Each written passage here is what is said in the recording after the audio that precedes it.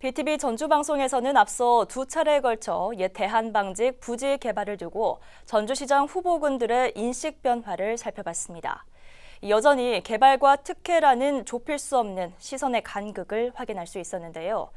다만 개발 찬성이라는 인식 변화는 결국 시민들의 요청과 요구가 있었기에 가능했습니다.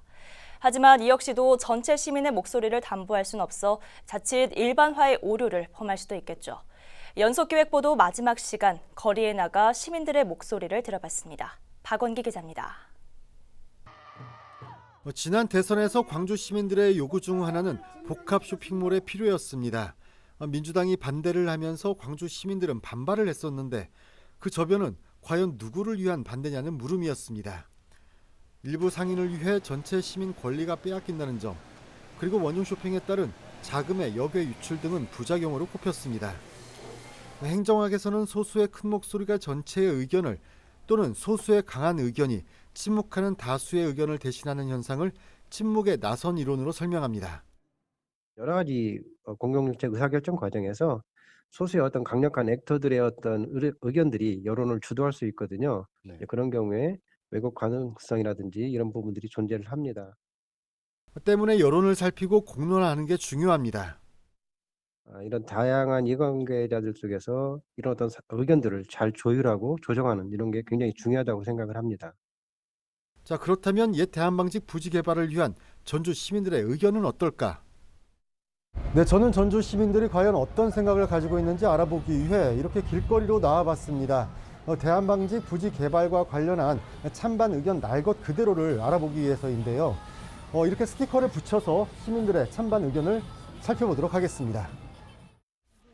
도심에서 오랜 시간 시민들의 반응을 지켜봤습니다. 하지만 시민 여론을 파악하는 데에는 어려움이 있었습니다. 거리의 시민 다수가 관심이 없거나 그 사안에 대해 제대로 모르고 있었습니다. 일부 시민 인터뷰만 담을 수밖에 없었습니다. 전주에 이런 건물들이 들어서야 전주 발전이 있지. 항상 이렇게 전주가 발전을 못하는 거는 자꾸 지역에서 뭔가 개발이 돼야 되는데 개발이 안 되다 보니까 낙후가 되어 있는 거예요. 그래서 저는 사광이 대한방직 자리에 건물 짓는 시험에는 전주 발전이 아마 있을 거라는. 그 지역 개발을 하면은 더 좋잖아요. 자세히는 잘 모르겠지만 일단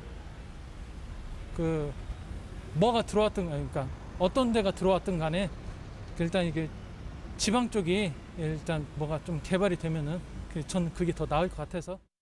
특정인들한테 너무 많은 혜택이 돌아갈 것 같아서 그래서 반대합니다.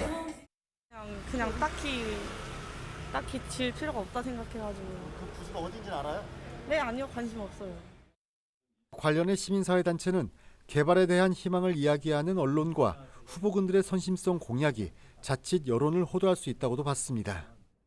전북일보도 마찬가지지만은 언론이 미치는 영향이 보도까지 영향을 미치고 있는 상황에서 후보자들의 개발 공약이 현실 가능성이 있는지 확인하는 보도가 나오지 않는다는 점에서 이러한 부분들이 같이 좀 개선되어야 된다라고 말씀드리고 싶습니다.